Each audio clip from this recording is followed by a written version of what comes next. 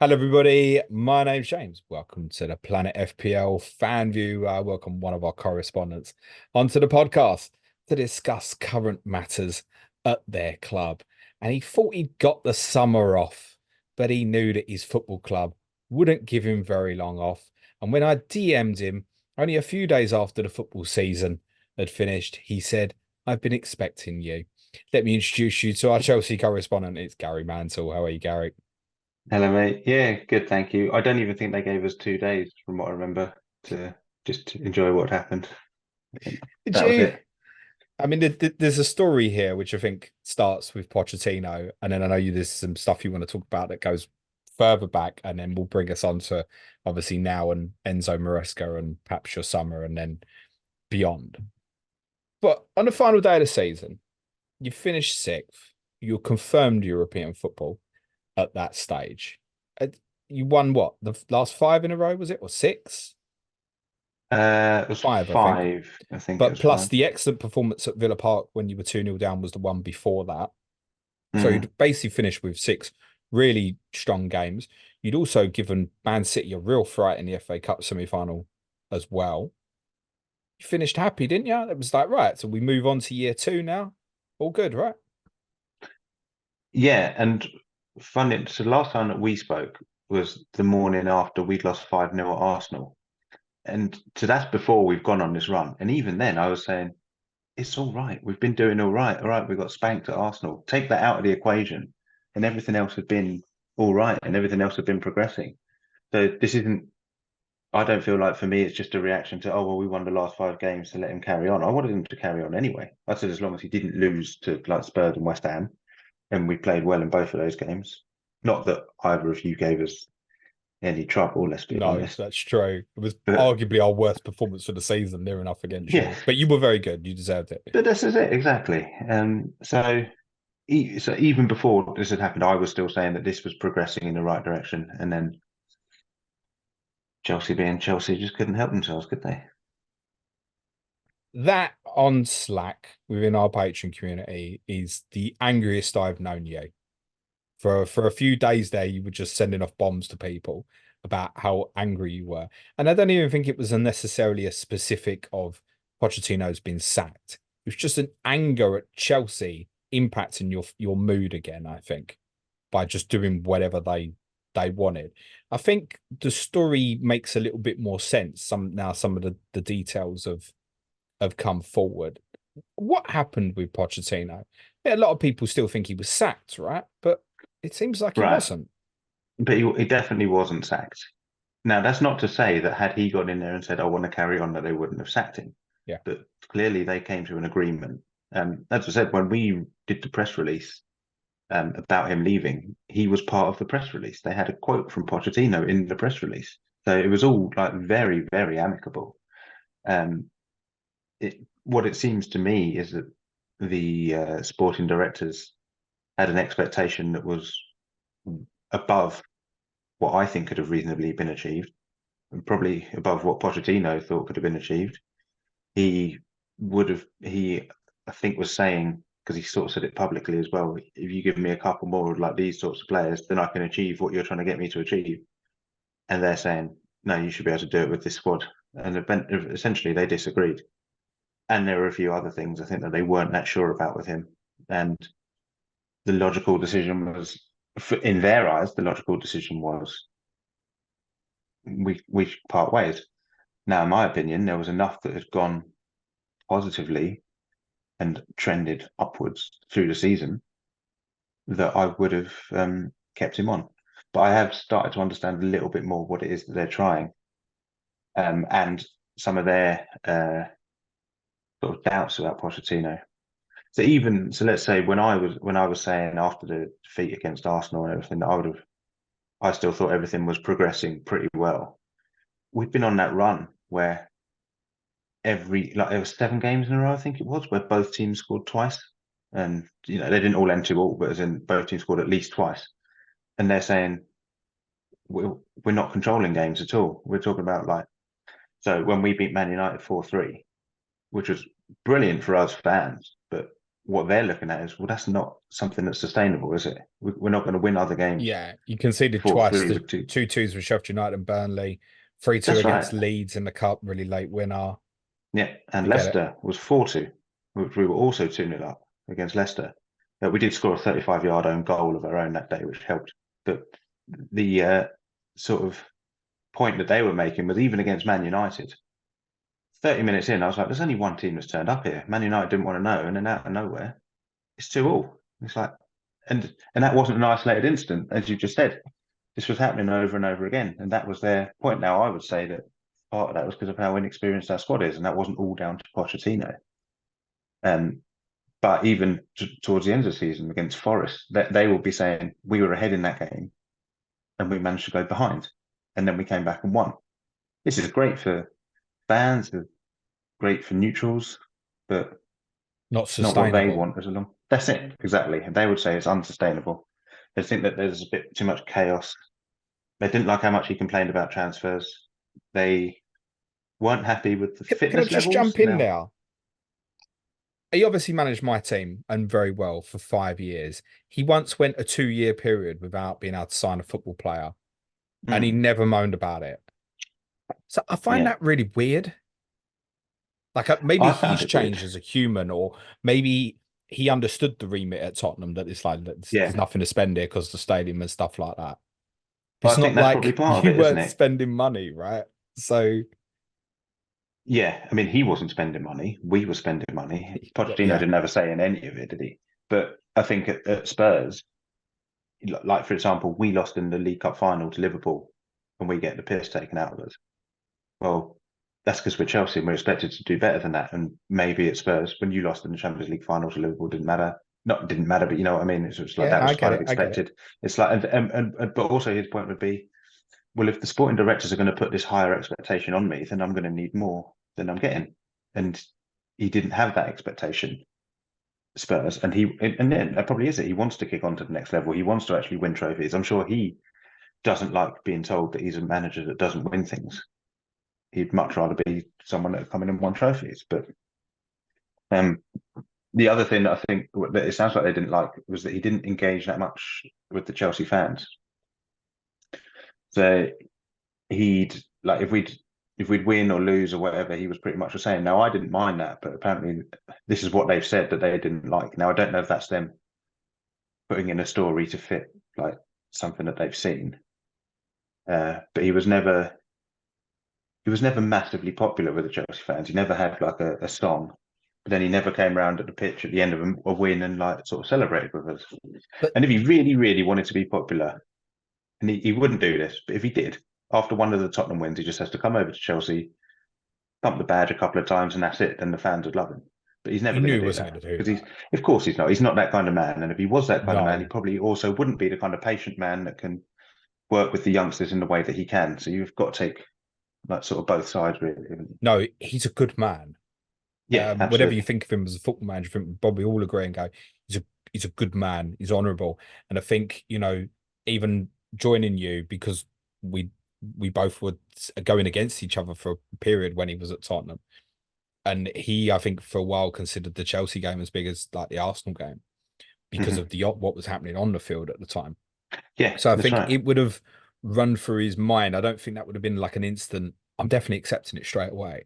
I think he would have thought Hmm. about it because I think it's probably fair to say if he'd got offered the Tottenham job back beforehand last summer, he probably would have ended up back at Tottenham. I think it's fair to say. And I think he would have understood the rivalry between the two clubs and known that there was going to be a few people that were going to be skeptical to him. I'd said to you several times that there's going to be an element of the fan base here always going to link him to, well, he was at Tottenham and actually didn't win anything. And at Chelsea, Hmm. we're used to winning things. And And so he I, was I the think manager he for the had every Battle of the right. Bridge, I think he had which every right to be cautious, mate. that's right. Yeah, but that sticks in people's minds that he's the one that was like at the end of the day, we know that it wasn't down to the game between Chelsea and Spurs as to why Spurs didn't win the title that season.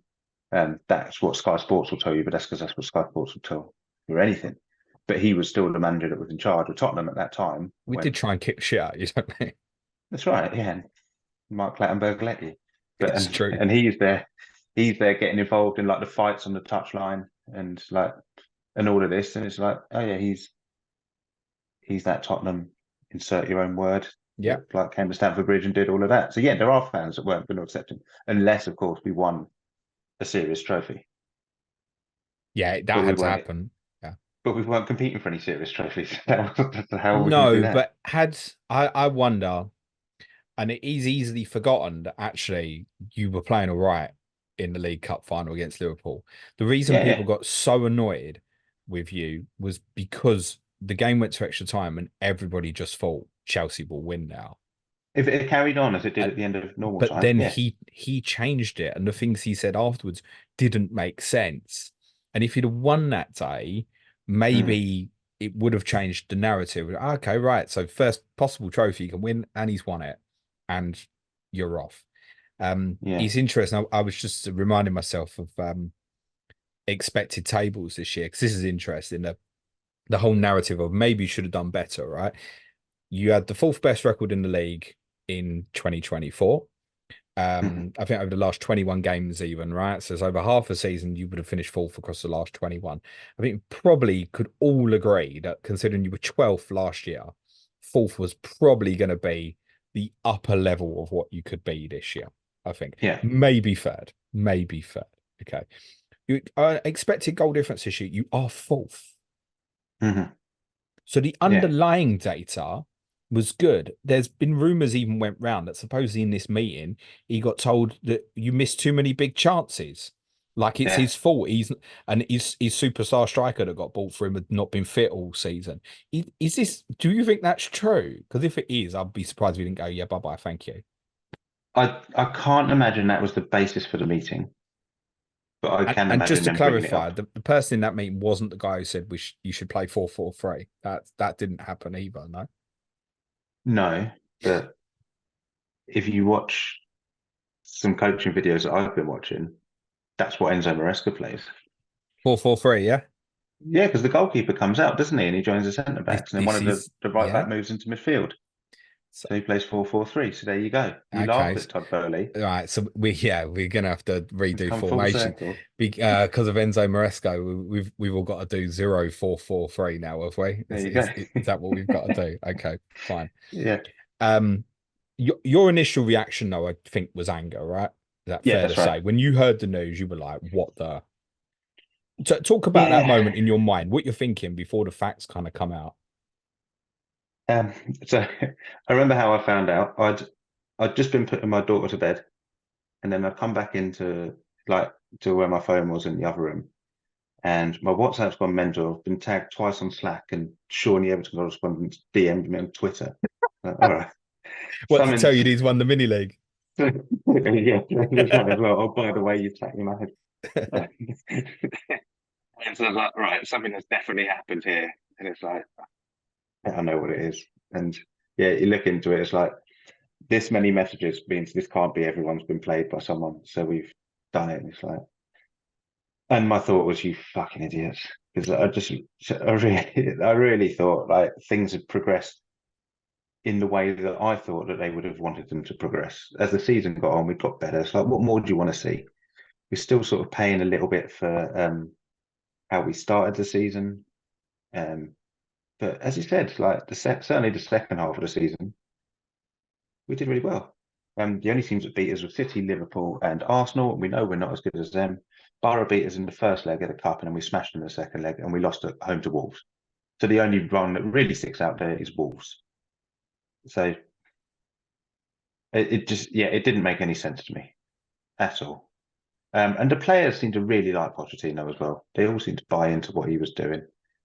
Um, he was trying to let them sort of be adults, and they're continually showing that they're children by fighting over penalties, which happened more times than the press have realised. It happened against Man United as well, but they weren't showing that at the time on the screen, so nobody realises. But just to really ram it home, they did it again against Everton a couple of weeks later. And Pochettino's like trying to let these kids become men. And by the end of the season, a lot of them had. A lot of them had improved. You've seen like Caicedo's got better, Nicholas Jackson's got better, Madueke's got better.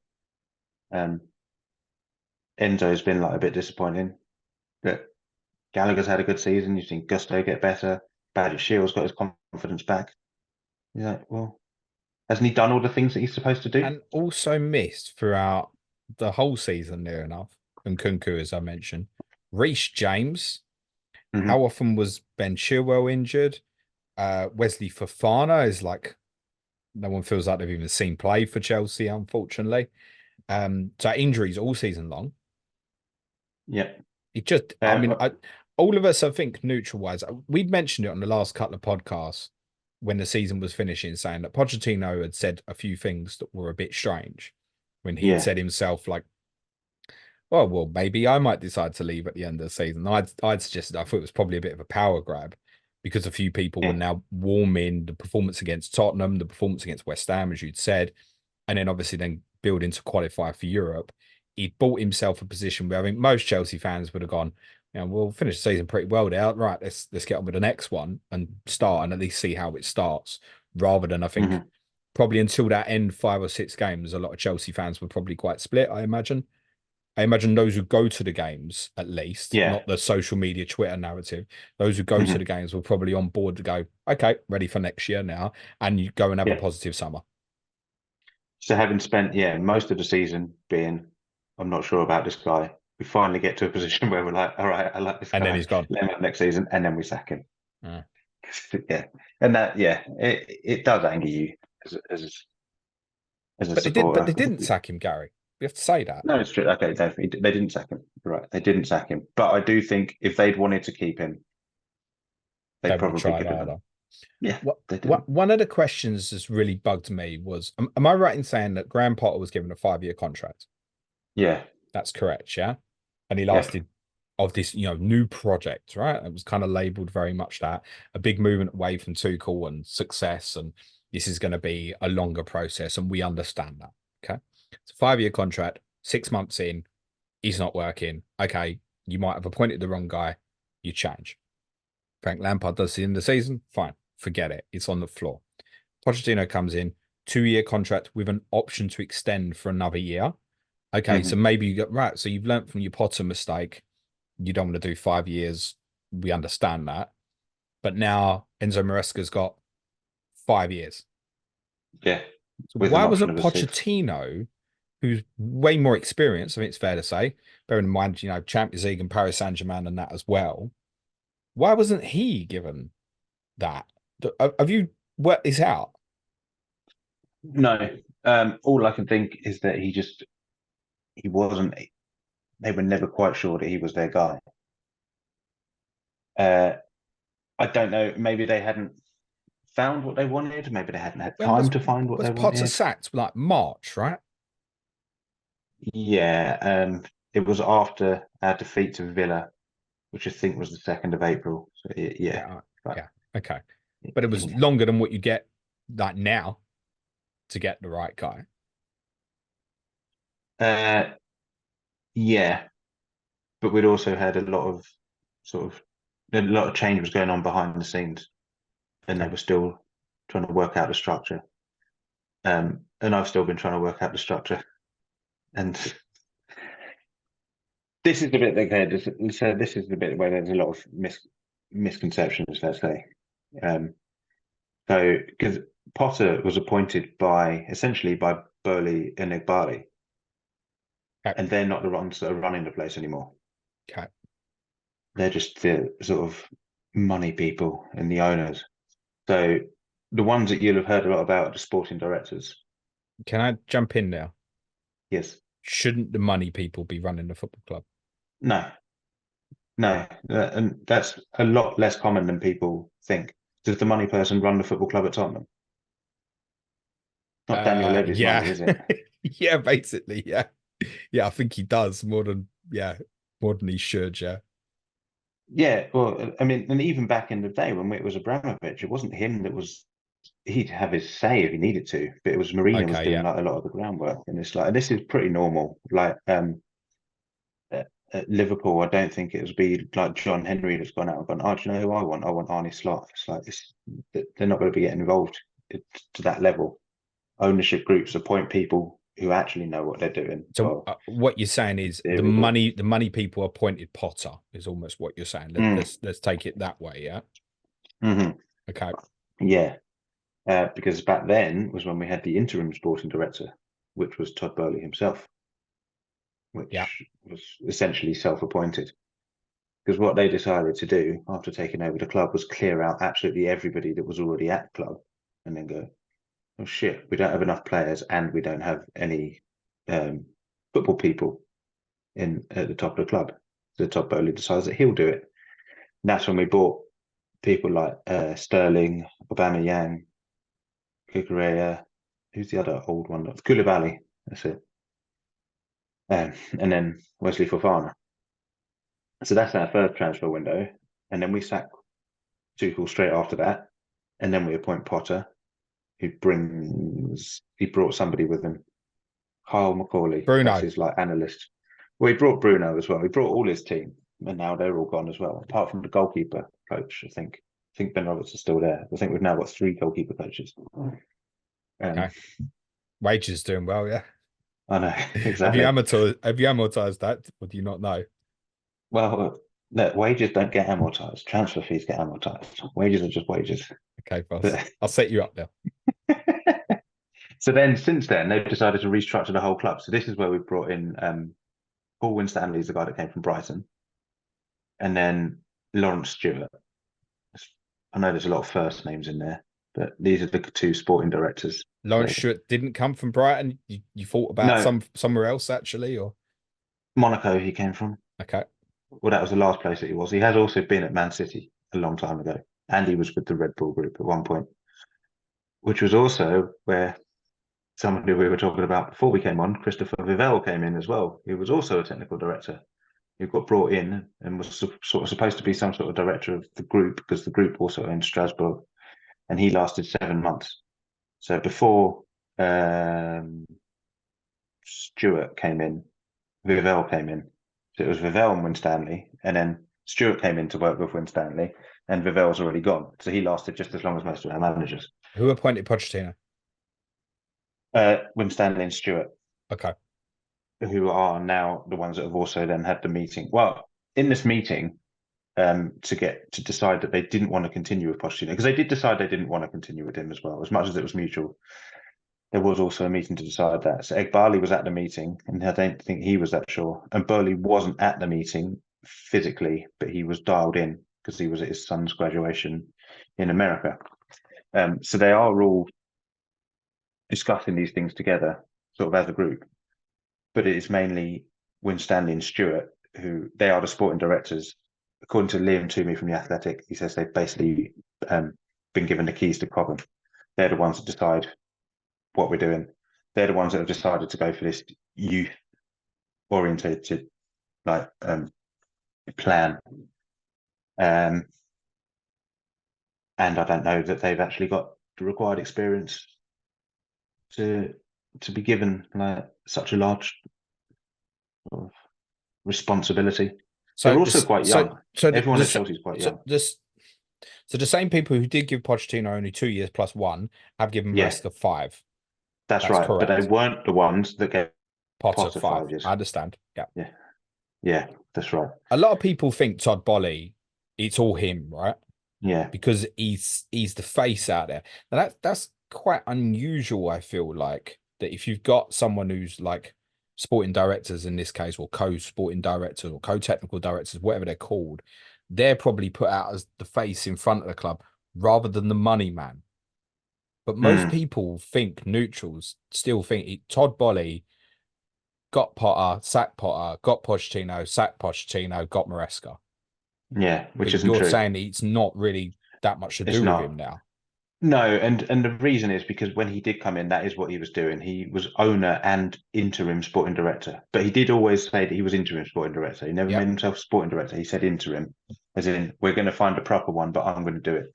So it means when they were like trying to buy all these players that Barcelona kept buying instead, it was Todd Boehly that would go into the meetings, and he's the one then that was doing all the sound bites for his ideas, which is more what he's supposed to do for like the Premier League and what they should do with like all the money and everything like that. But he was very hands-on originally and has since stepped back.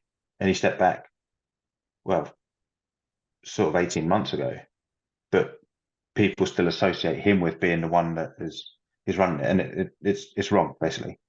He does have a say, but he is not by any means the driver in this. It's not as if Todd Bowley says something and it happens. He's not fulfilling the same role as Roman Abramovich, who, if he said something happened, then it happened. That's not what happens here. Okay. A hypothetical scenario for you. Yeah, give me the Chelsea fan view on this. It's Christmas. You're 12th in the league. It's not going well. Who are Chelsea fans going to blame? I think that now, with the way that this has been very publicly stated that this is down to the sporting directors, I think they're going to blame the sporting directors.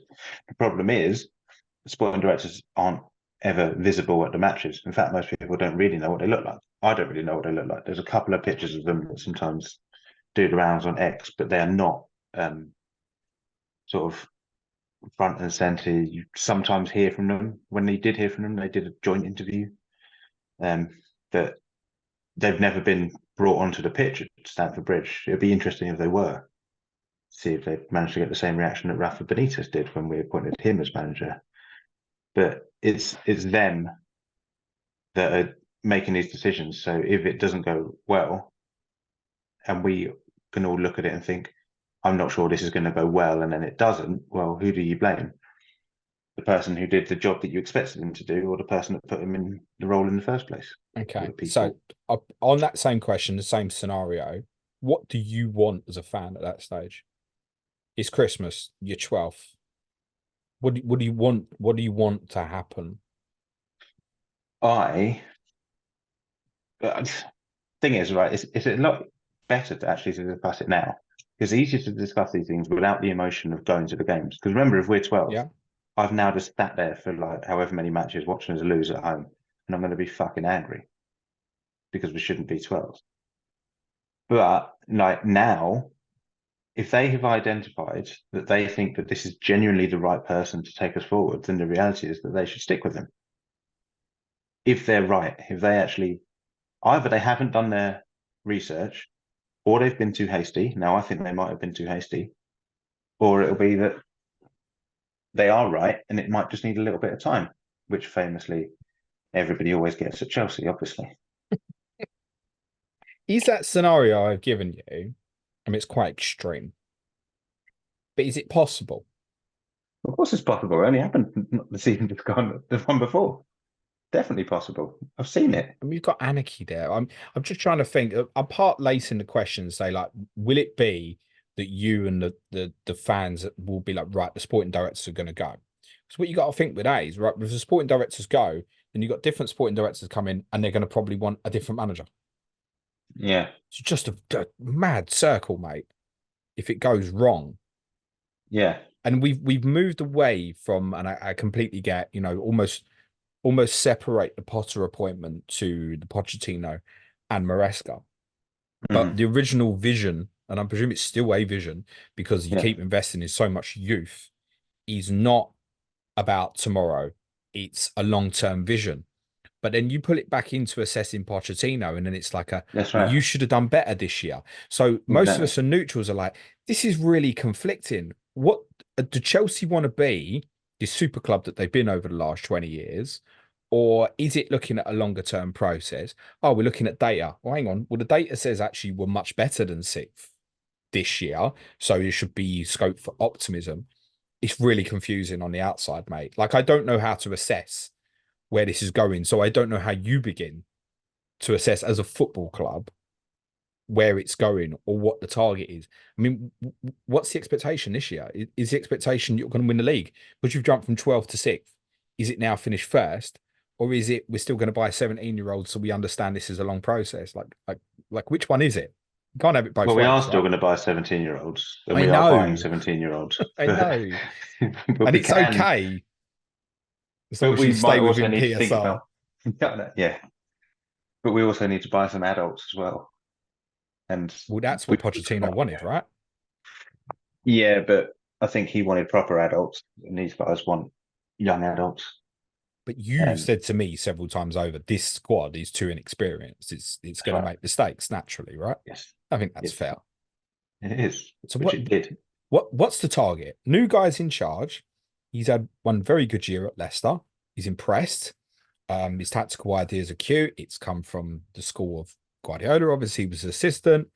You already said to me off camera that there's possibly an idea that Chelsea want Maresca to be your Arteta, if you will, almost like first job, near enough.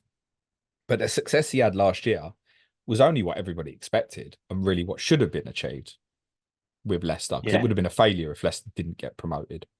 And that's right. as discussed when Aaron Lagle coming here with me a couple of weeks ago, like they had a period where it was questionable in the spring, and then they recovered again at the end, which was largely started, we believe, by a players' meeting.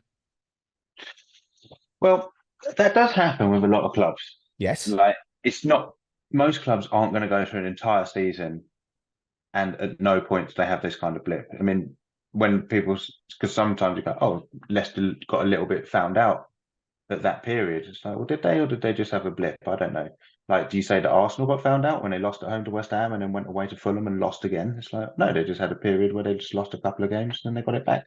It's like, this type of thing does happen. One thing there that you mentioned that does count for him in the eyes of the sporting directors is that he was expected to win. Now, that's what it's like at Chelsea.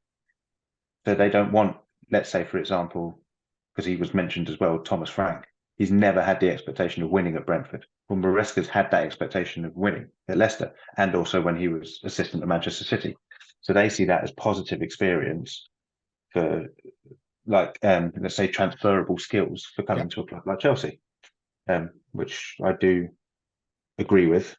Um, that's one of like the positives towards him. There's also many negatives, some of which you mentioned. Remember, he's never managed in any top flight, not just our top flight, any top flight. And neither had Arteta. No, and neither So Arteta. And this is none of us can sit here and say this is going to work or it isn't going to work. no, but what you can say is that Arteta came in mid-season, didn't he, for Yeah. Emery, and they finished eighth. And Yeah. then the next season, they finished eighth again. Yeah. Well, Now, if if that happens Maresca, at Chelsea, he's getting sacked, doesn't he? exactly, that's the point. That's where it's flawed. It was like, well, that was Arsenal doing what Arsenal were doing, and they'd gone through like a not exactly a dry spell because they'd won FA Cups mainly against Chelsea, but they'd like hadn't been challenging for the title. They'd even stopped qualifying for the Champions League. So they gave him the time to build that up. Well, are we going to give Maresca the time? And that's where I'm saying that I'd actually, arguably, without the emotion, have more sort of respect for the sporting directors if they did give him the time. If they said, I know it's going to, like, this might happen in the first year, Yeah. but wait till year three. This is why, to come back to my question, like, what's the expectations now? I almost feel like that needs to be not publicly outlined. That like no one needs to come out and say we want to finish fourth.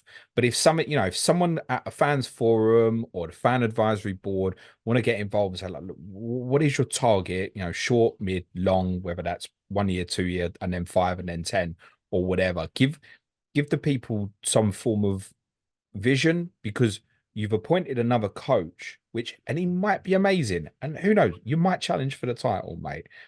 But it almost feels like No. if he's under, fine, if he's under fourth, for example, is that now a failure? And is it a realistic expectation to be like, well, you've got to do it? And then, but surely the guy you're appointing needs what you said, time. If you Yeah, finish sixth again next year, as long as you can almost, in a weird way, finish the season like you have with like optimism to like, well, the next year looks like it's now going to be better, carry on. that's it. Yeah. It's almost as if we did exactly the same thing next season, they'd come out and say how positive it But is. you might finish the next, you might improve all the way through and you might come to the same conclusion at the end and go, but then it doesn't make sense.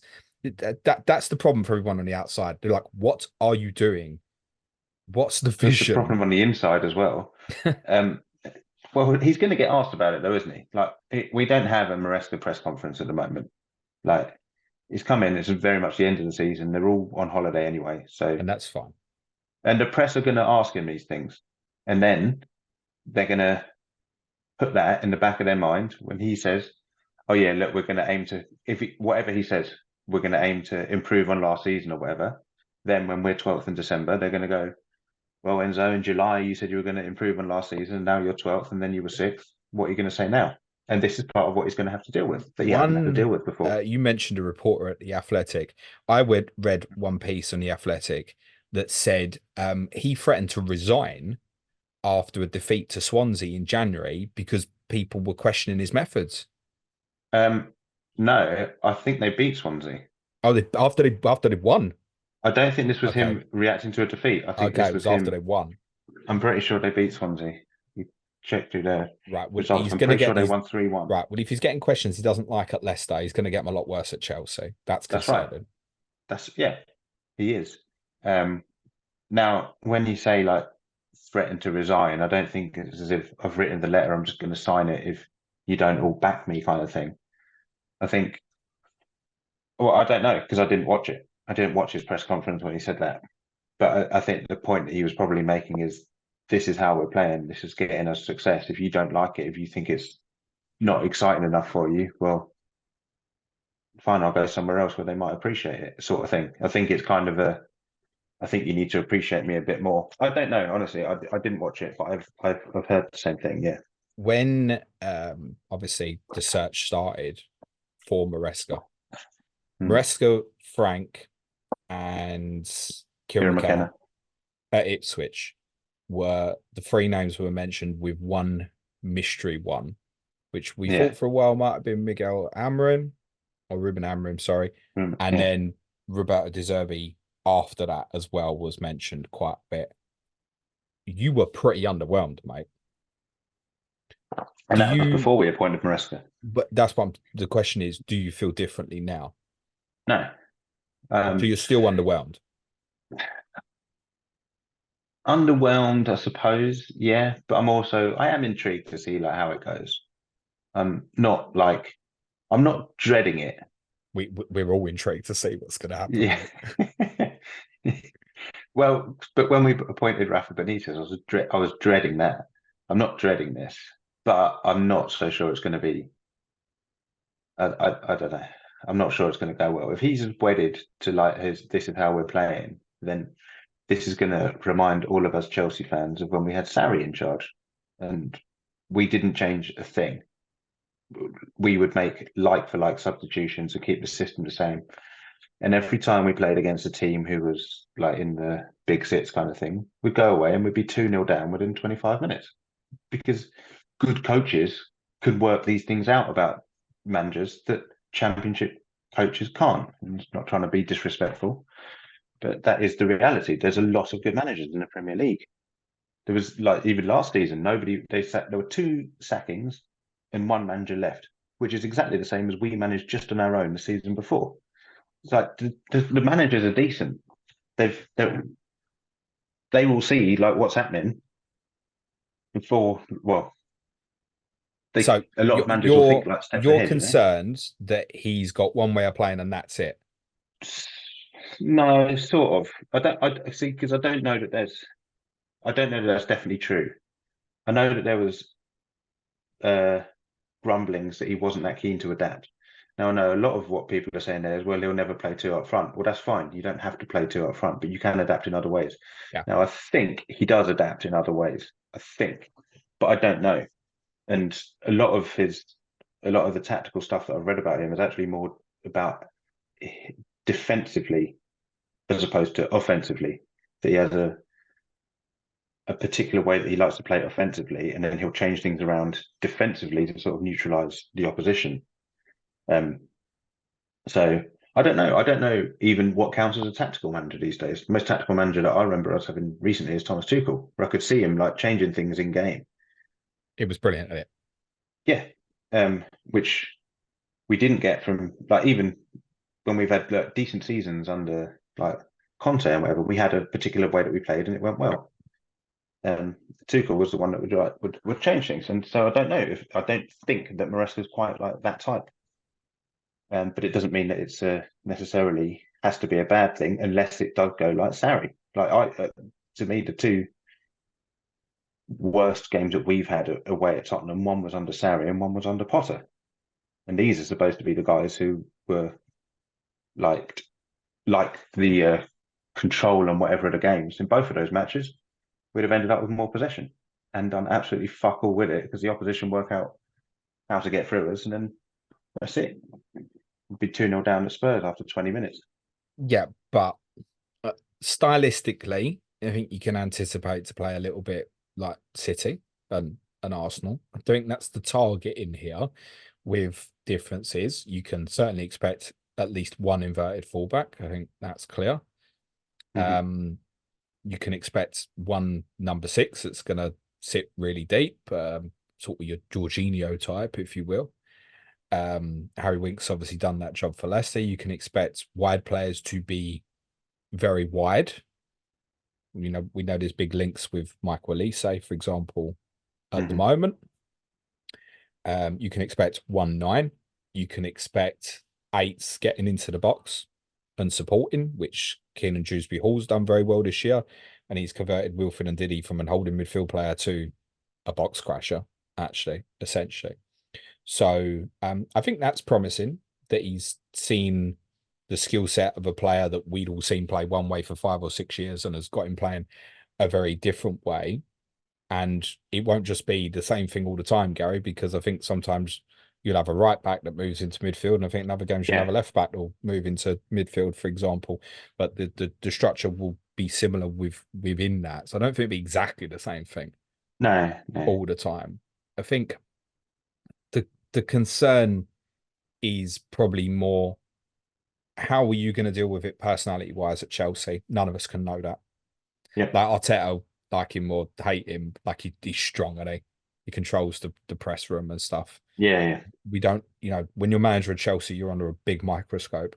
We don't know what that's. You could be the most skilled tactical manager in the world, good at developing players. I've read plenty about Chelsea's owners want a teacher who Mm-hmm. educates players and improves. But if you're getting done over in a press conference every Friday, that might be a problem. That's not to say will be, by the way, but I just think No, that but it there's is a certain concern. things. It's just a major step up, right? None Yeah. of us know. You could get all the other stuff right. If you don't get that bit right, that's a concern, as I think it's been with, say, Ten Hag at times at Manchester United. But I think it's not doom and gloom. This could be very good, Gary, by the way. It really Yeah, and I'm could. not I'm not doom and gloom about it any I was probably a little bit. Look, I mean, at the end of the day, when you before you've done all the research, when you're told that you're appointing the manager of a team that has won the championship when he was expected to win the championship and he's never managed in the top flight and that's his only season, who's got nothing to do with your football club. It's not like when Arsenal appointed Arteta, who was an Arsenal player. This guy is nothing to Chelsea. Most people hadn't even heard of him. Then we're going to be underwhelmed, aren't we? But Um, I've looked more into it, and I think there's a lot that's happened that's probably been underwhelming for the football club based on what you've been used to yeah, over the last 20 years, in fairness, mate. So, yeah. I yeah, was time looking will at tell. the You know, I did a piece on him in April when he was Leicester yeah, manager. I was pretty mhm, impressed with what I saw. It did happen that they beat one of the best teams in the league in a game I watched 5-0, and it could have been yeah. more. So Mhm. it's natural that I came to that conclusion. So, and then there's another piece that I did link on the Slack as well. But it's difficult to find stuff on the Athletic, but it was a tactical analysis of their game against Ipswich, and it's quite interesting because it does talk about how he adapted, and it's mainly about how he adapts to Ipswich. But there's clearly a very tactical manager there. One thing that I would say with regards to that, because we're talking about like these wide players staying wide and like all of this, now we're like looking to buy Michael Olise because our best performing wide player is Noni Madueke, so why not buy someone to replace him? Where does Cole Palmer fit into this? Is he going to like play the Kieran Dewsbury Hall role or whatever? Or are we going to insist that he has to fit into a system when he's clearly the best player that we've got, clearly the best attacking player? Cole And Palmer will be the Dewsbury Hall player. Yeah. By the way, yeah, for people who haven't watched Leicester and shows, it's going to sound like a weird comparison. If you've watched Leicester, you'll know what I mean. but then, so the other thing that gets mentioned is the number nine doesn't get that involved in a lot of the build-up play. And I watched his piece on coach's voice, and he was talking about how he would involve the nine if he needs to get that overload in midfield. So most of his tactical ideas are based around overloads with a view to creating space. So if he was talking specifically about defending against a four in the midfield, now he then wants five. So if he has to pull the striker in, that'll give him the five. Or if a defender goes with him, that's created a space where that defender was. So he's either going to create the overload or he's going to create space. But it means that he does try to involve the nine. Now, why didn't he do it Leicester? Because his number nine is Jamie Vardy, and his other number nine is Vardy Patson adapted a Daka. bit, Gary. And Vardy says that himself. Right, and this is it. But there's only limited things that somebody like that you can get somebody like Jamie Vardy to do, and he does adapt. But you can get Nicholas Jackson to do a lot more than that. So it doesn't mean that it's going to have to be exactly the same as it was at Leicester. I'm sure it'll be built around the same framework, but it doesn't mean that Nicholas Jackson's going to have to turn into Jamie Vardy, because if he is, and it's not going to be him. No, you might find that. I was going to say you might find that player's possibly going to become a Nkunku. Yeah. So I think. So, yeah. I think in conclusion, I think because we could go on all night.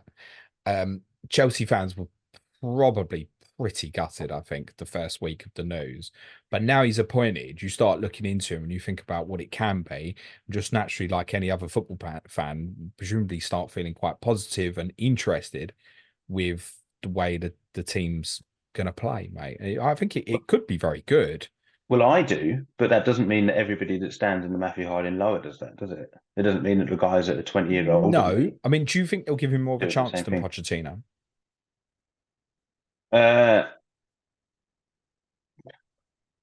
depends what we see. Or has it moved full circle such that there would have been a group there who wouldn't have given him much of a chance because of his association to Tottenham, who then actually finally bought into it at the end and now won't get behind the new guy because they bought into Pochettino? Possibly. Yeah. But it does depend on what we see. If we see it going badly, then I don't know that they'll be sort of sympathetic to him, because they'll be saying, well, why the fuck did we get rid of Pochettino to now take steps backwards if we've gone backwards at the start of the season? What do you think the club's target is next season? The club, not the manager, club. I think they want to come top four. If they want to win a title, they're absolute fucking idiots, because Man City and Arsenal are miles ahead of everybody in this league, but particularly us. Liverpool, we don't know what's going to happen there. Gary, we don't know what's going to happen there. We can't judge Liverpool because we haven't seen the manager, but we know what we're getting with Arsenal and Man City. And unfortunately, Arsenal are probably going to get even better because they have got better most seasons. So if they think we're suddenly going to come and like overtake them, then they're even bigger fucking idiots. But surely then the big message here is, and look, if it's really bad, like it was really bad under Potter, we're all going to get it, right? But if you have the same season again next season, he's got to go into another year, mate. 100%. Yeah. He's got to. He has to. Yeah. But I don't know if he'll be allowed to.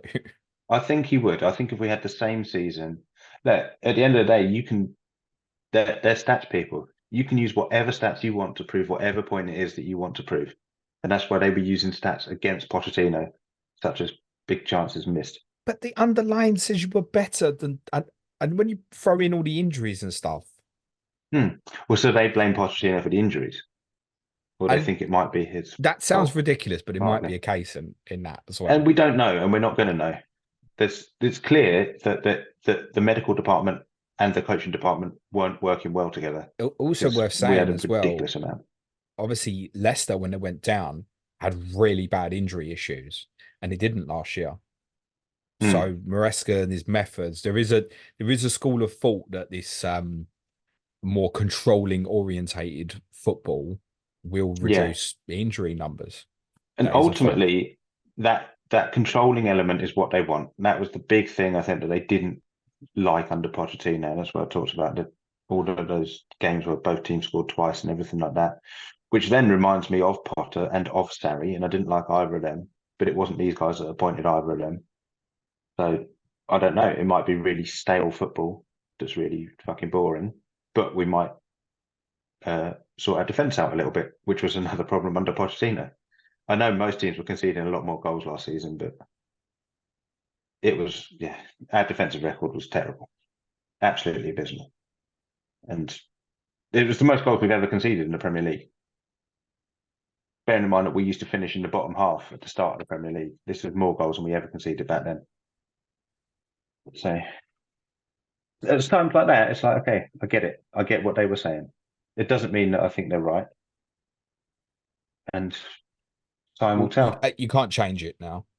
You can't. No, exactly. It's gone anyway. So Well, there's that no didn't stop us there's no whinging point about stewing it. Benitez because we just had a go at him all No, season. I And get this that. won't There be the was same as that. a huge dislike. Do you think, just to close, do you think people will forget that Pochettino managed Chelsea?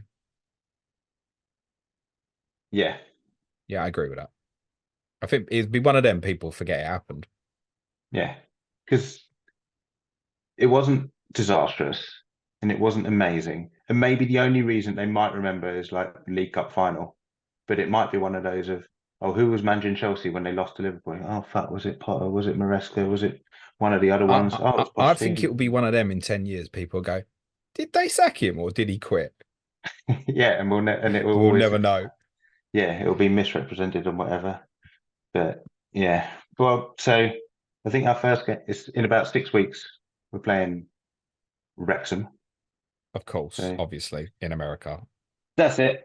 And I don't know how much you can learn from playing a team that's much worse than you. That's a quote from Ryan Reynolds, by the way. Okay. But no, it's not. I wouldn't Well, have known. it could be, couldn't it? We will see in pre-season, basically, is all I can say about like where things might be going. You'll be great in pre-season. I can tell you that now. We were great last pre-season. We won that Premier League trophy thing against all these teams that finished above us And the they season said before. Pochettino don't win nothing. So he's now There got you that go. Premier League series and 2019 Audi Cup. On that bombshell, Gary, one final question. Is football coming home? Yeah, yeah, Good yes. man. I believe it less this week than I did this time last week, but thank you very much for your optimism. Anything you want to plug before we finish, pal? No, nothing. If you do want to come and join in the Chelsea chat, there's a lot of Chelsea chat in the Slack, so come and join Patreon because yeah, our group is one of the most active, Yeah, not just for keep Chelsea keep fans. being shit, Chelsea, because it's far more fun in there when you are for us neutrals. Thank you, mate. Gary will be back with us for correspondent week, obviously early in August. Jack Tone will be joining me on Thursday's Fan View to talk another managerial change, Vincent Kompany's departure from Burnley. But before that, tomorrow, Suj and I will be talking Euro fantasy and our quote mine definitive watch list for the European Championship fantasy game. Just say, Gary, thank you very much. Enjoy your summer, pal. Cue music, please, man child.